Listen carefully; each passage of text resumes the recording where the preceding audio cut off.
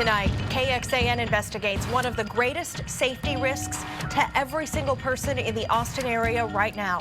Take a look. Last year, of the 102 fatal crashes in the city, 32 of them involved a driver who should not have legally been on the road. That is 1/3 of drivers in all deadly accidents driving when they don't even have a license. Those are definitely some sobering numbers. And KXAN investigator Robert Maxwell has discovered the potential is huge for even more fatal crashes this year. Robert? Court records we looked at show thousands of drivers ticketed for driving with a suspended license. We also obtained crash records of those illegal drivers who died, showing for the first time the kind of mess they can leave behind.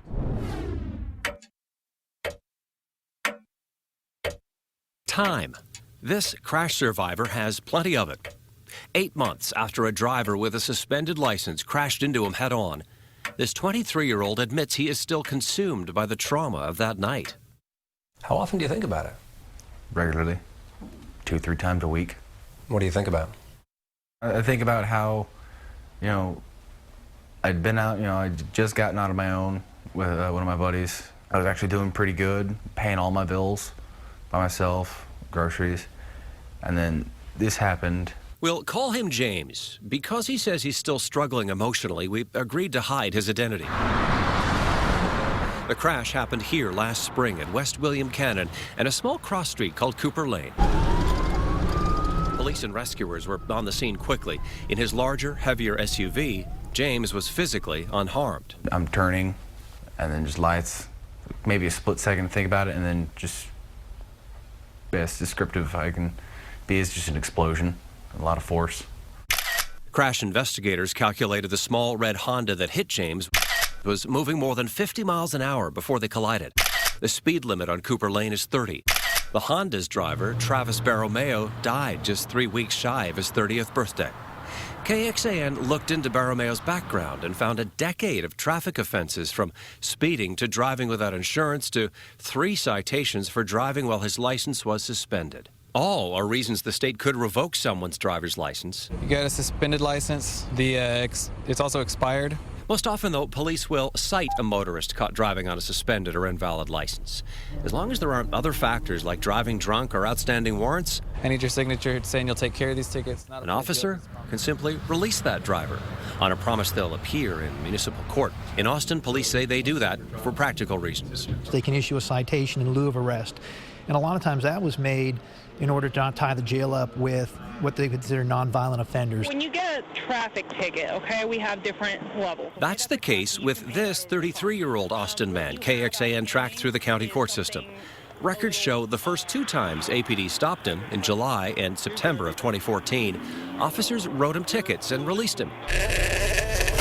Only after his 3rd traffic stop this past November, when the officer noticed the outstanding warrants for failure to appear in court on the prior tickets, did he go to jail. Even then, he bonded out the next day. Ticket and release is a well-tried option. Last year alone, KXAN found nearly 3,900 municipal court cases where Austin police issued tickets to people driving while their license was suspended or deemed invalid. We counted another 12,000 citations for no driver's license. Most of them are still on the road. The head of APD's Highway Traffic Enforcement Unit admits We do see quite a bit of recidivism. People just aren't understanding the seriousness of getting that license and complying with the law. And maybe part of that could be them being irresponsible. How irresponsible?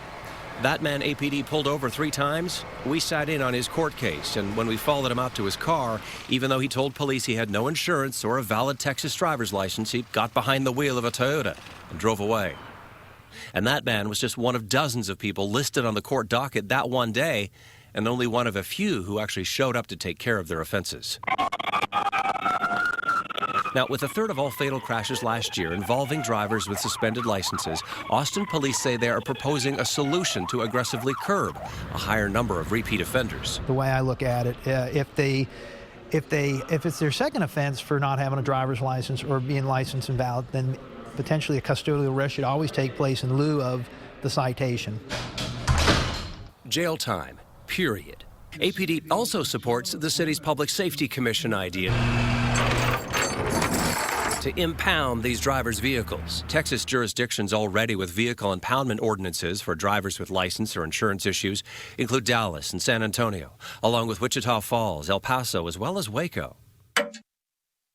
And that kind of change can't come soon enough for this crash survivor. He's slowly recovering from what he admits was a profound life event. And even though the other driver, Travis Barromeo, is speeding, police did cite James for failure to yield. I will still always, reserve some fault for myself. And it's going to take me, I imagine, a bit longer than just 8 months to come to terms with. The intersection where Travis Barromeo died is marked as a hot spot by an Austin traffic safety task force called Vision Zero. It's recently compiled a long list of recommendations aimed at stopping traffic deaths in Austin, both on roads small and large.